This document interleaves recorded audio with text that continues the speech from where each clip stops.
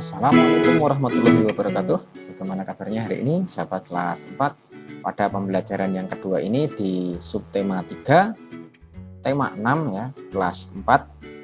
Kita akan belajar tentang melestarikan lingkungan dengan cara mengelola sampah. Sebelum kita mulai, marilah kita berdoa menurut agama dan keyakinan masing-masing. Doa disilahkan. Selesai. Tujuan pembelajaran yang akan kita capai yang pertama, siswa dapat mendeklamasikan puisi dengan tepat. Yang kedua, siswa dapat menyebutkan cara menjaga kelestarian lingkungan alam dengan benar. Nah, perhatikan baik-baik penjelasannya sebagai berikut.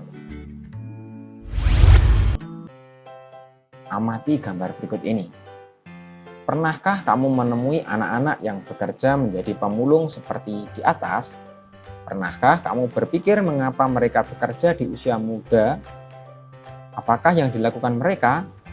Apakah peran mereka di masyarakat? Tahukah kamu bahwa beberapa anak pemulung tetap bersekolah? Mereka memiliki cita-cita seperti kamu. Bahkan ada beberapa pemulung yang telah mencapai cita-citanya dengan gemilang. Nah, selanjutnya kita pelajari cerita salah satu pemulung ya yang ada di buku siswa. Judulnya Aku Sarjana Pemulung. Namaku Wahyudin. Biasa dipanggil Wahyu. Aku anak pasangan buruh tani. Aku tinggal bersama kelima saudara tiriku dan 2 adikku selain orang tuaku. Karena kemiskinan, tidak ada satupun dari kakak tiriku yang dapat menamatkan sekolah dasarnya. Aku pun terancam demikian, karena kami tidak punya uang untuk sekolah. Tetapi aku bertekad, aku harus sekolah. Saat subuh, aku pergi mengumpulkan sampah plastik dan kardus untuk dijual. Pekerjaanku ini disebut memulung. Aku adalah seorang pemulung. Hasil dari memulung digunakan untuk membayar uang sekolahku. Aku memulung sejak usia 10 tahun pada saat aku duduk di kelas 4 SD. Untuk menamatkan sekolah dasar, aku perlu tambahan biaya. Selain memulung, aku pun menggembalakan kambing tetangga. Sewaktu SMP, aku juga berjualan gorengan. Apapun kulakukan agar aku dapat sekolah. Pada saat SMA, aku menjalani 7 profesi sekaligus agar aku tetap sekolah. Tetapi, meski demikian, aku tetap dapat menjadi juara di sekolahku.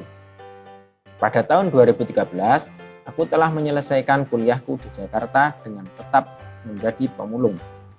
Lalu, aku mendapatkan beasiswa untuk melanjutkan kuliah kembali di ITB atau Institut Teknologi Bandung yang kini hampir selesai. Aku bangga telah mencapai cita-citaku untuk terus sekolah meskipun dengan perjuangan yang panjang dan berat. Nah, untuk memahaminya bisa kita isi peta pikiran yang ada di buku siswa. Yang pertama, cita-cita Wahyudin. Apa cita-citanya? Ya, ingin terus bersekolah meskipun dia mengalami keterbatasan ya. Kemudian halangan apa yang dihadapi? Nah, yang pertama, orang tuanya buruh tani dengan penghasilan terbatas sehingga tidak punya uang untuk bersekolah. Nah, kemudian sikap apa yang dimiliki Wahyudin tadi? Bertekad kuat, pantang menyerah, dan kerja keras. Kemudian usaha yang dilakukan ya memulung, mengembala kambing, menjual gorengan. Nah, ini yang selain akademik ya, kemudian akademiknya dia selalu belajar. Dan dia berhasil mendapatkan beasiswa untuk kuliah di ITB. Selanjutnya, apa saja prestasi yang telah diraih Wahyudin karena usaha dan kerja kerasnya? Ya, dapat terus bersekolah dan mendapatkan beasiswa untuk melanjutkan kuliah kembali di ITB. Apa kesimpulanmu terhadap usaha Wahyudin untuk meraih cita-citanya? Tekad yang kuat diiringi usaha keras akan membuahkan hasil yang diinginkan dalam menggapai cita-cita. Tahukah kamu bahwa sampah telah menjadi masalah lingkungan yang semakin sulit diatasi? Sampah plastik menutupi beberapa samudera dan mengakibatkan kerusakan lingkungan yang serius. Banyak hewan laut mati karena memakan sampah plastik. Salah satu cara yang dapat dilakukan di masyarakat ini ialah dengan menggalakkan gerakan daur ulang sampah plastik. Tujuan mendaur ulang sampah plastik untuk memperpanjang usia pemakaian barang sehingga tidak perlu membeli untuk sementara waktu. Dengan demikian, jumlah sampah plastik dapat dikurangi jumlahnya.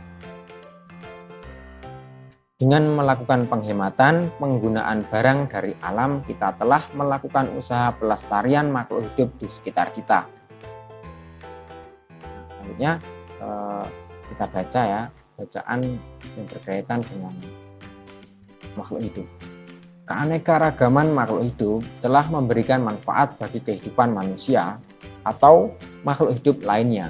Sepantasnya manusia berusaha dan bertindak untuk memelihara, mengembangkan, dan menjaga keanekaragaman makhluk hidup sebagai sumber daya alam hayati agar senantiasa dapat memperoleh manfaatnya. Masyarakat di dunia sekarang harus segera bertindak melestarikan keanekaragaman makhluk hidup. Dampak buruk yang diakibatkan kepunahan makhluk hidup telah merugikan bagi manusia itu sendiri.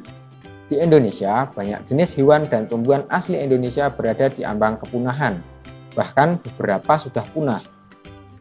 Pelestarian makhluk hidup dapat dilakukan dengan melalui cara-cara diantaranya. Yang pertama, upaya pelestarian tumbuhan. Upaya yang dilakukan diantaranya yang pertama, kebun koleksi. Biasanya hanya untuk mempertahankan tumbuhan bibit unggul, contohnya kebun kelapa di Buni-Buni, kebun mangga di Pasuruan. Kemudian yang kedua, kebun plasma nutfah merupakan perkembangan kebun koleksi. Contoh, kebun plasma nutfah di Cibinong, Lipi dengan buah-buahan inti, talas, dan suwak. Yang ketiga, kebun botani didirikan pada tahun 1817 di Bogor, terkenal dengan nama Kebun Raya Bogor. Yang kedua, upaya pelestarian hewan. Upaya yang dilakukan diantaranya yang pertama, menangkar hewan langka dengan cara mengisolasi hewan tersebut. Kedua, mengambil telur-telur hewan untuk dibantu menetaskan. Selanjutnya, memindahkan hewan langka ke tempat yang lebih cocok. Selanjutnya, membuat undang-undang perburuan. Yang terakhir, menindak tegas para pelanggar dengan memberi sanksi hukuman sesuai hukum yang berlaku. Demikian kegiatan singkat pada hari ini. Selanjutnya, soal latihan bisa dikerjakan pada kolom deskripsi. Mohon maaf bila ada salah kata. Wassalamualaikum warahmatullahi wabarakatuh. Salam literasi.